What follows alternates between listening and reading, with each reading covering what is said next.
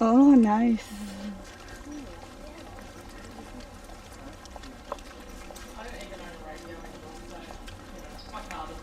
क्या बस देर से चल रही है?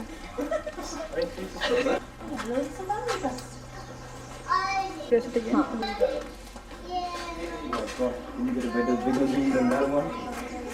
Zooming into the driver's instrumentation panel. Tell you what speed is he coming off. Not that bad. I mean, the one taking lens. Yeah. That big. This is what, 300? 200. 200. It's more than 200. No, this is just 200. Go 18 to 200. 18 to 200. Oh, is that it? It's good for have one lens. Yeah. Multiple. Oh, nee, das ist Oh my god! I realized. This one looks similar to what we saw on the way to here.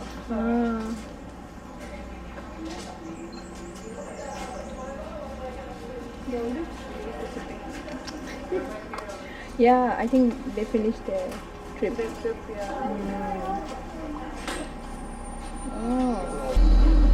They stretch into even drier, hotter landscapes known as desert savannas. We're entering one now. Life is tough in desert savannas. As humans and wildlife struggle to find water and food, conflict arises. This conflict is felt strongest by our endangered species that risk becoming someone's trophy or dinner.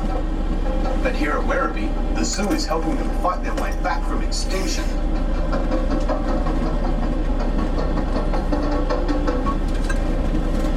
So we are just now in our arid zone, and I have stopped the bus, so if you want to jump up and take some photos, feel free.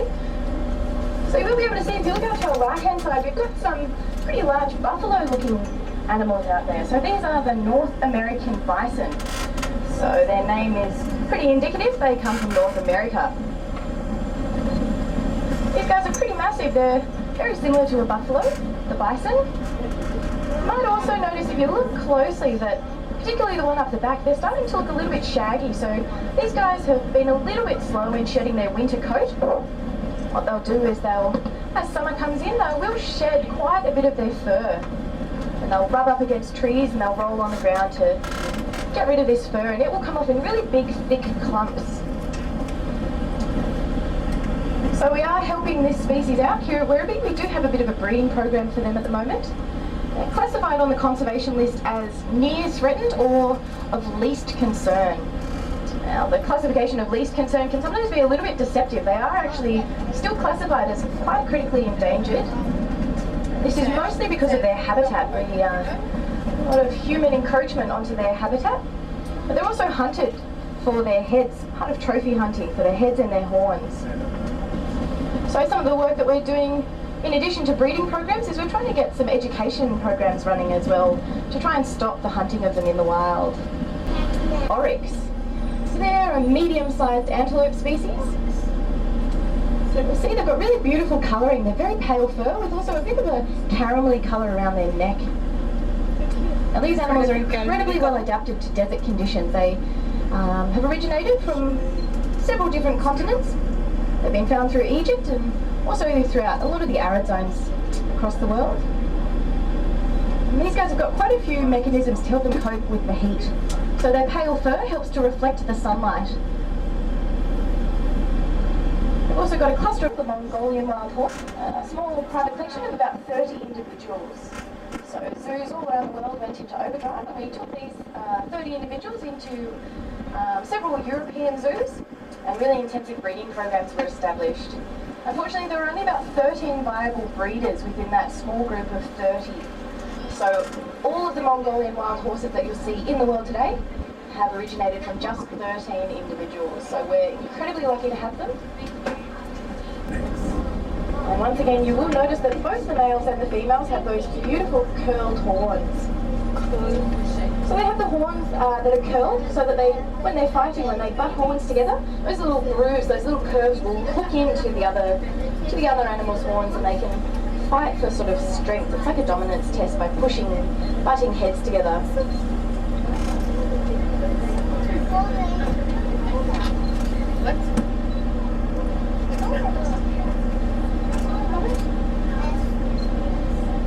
So once again, this species is found in arid zones, and they're incredibly well adapted to really hot, dry, harsh conditions. We have about...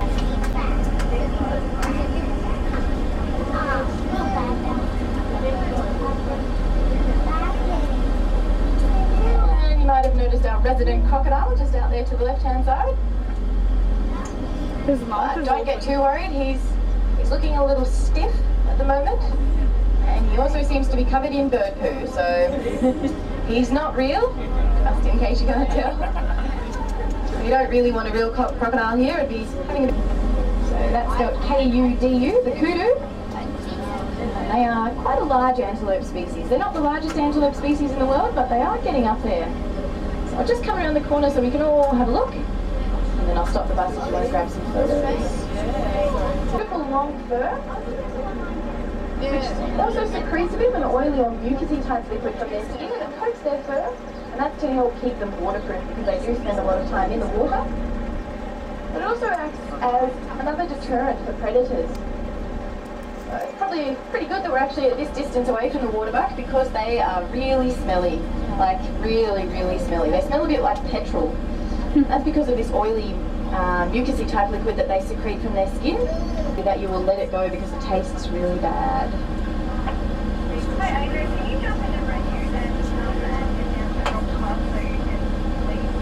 I like the background. That's I also noticed with the waterbuck, just before we head on and start talking about beautiful zebras, you might notice they've got a pretty unfortunate birthmark on them. So they've got a little white target on their bottoms. Almost looks like they've sat down. So these eggs are pretty massive. They can fit about 24 chicken eggs into one ostrich egg. So you can make a really decent omelette out of one ostrich egg. So the one closest to us looks to be Harry. So he's a little bit bigger than Brindabella.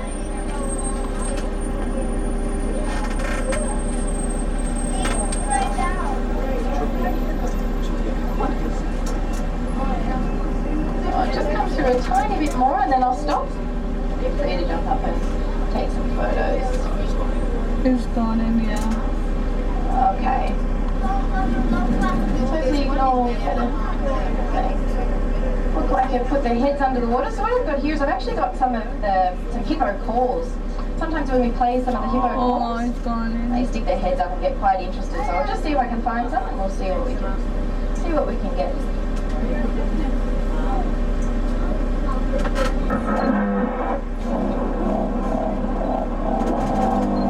Getting ready. It's not the most pleasant sound.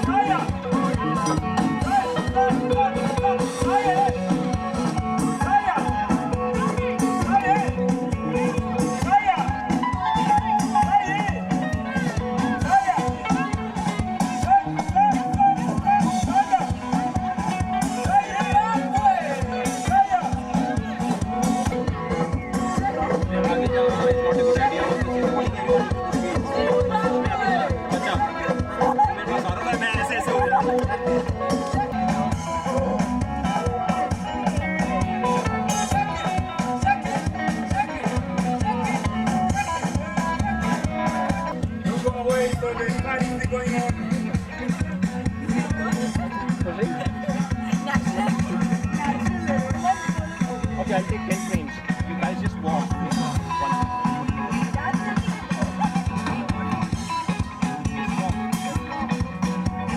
This one, yeah.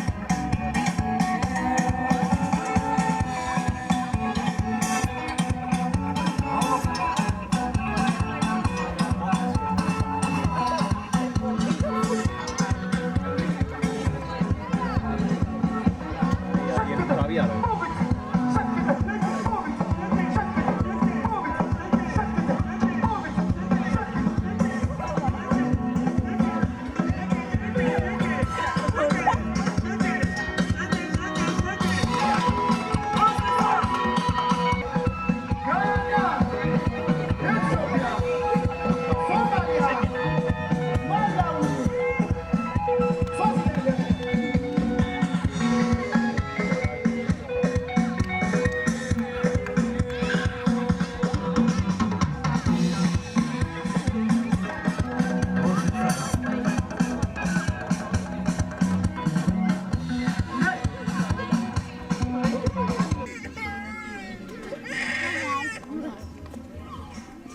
और बच्चा रो रहा है because उसको चोट लगी है। और तुम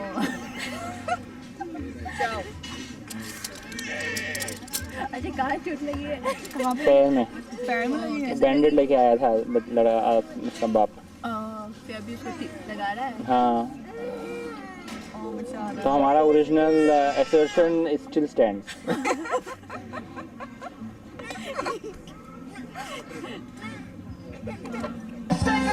Shake,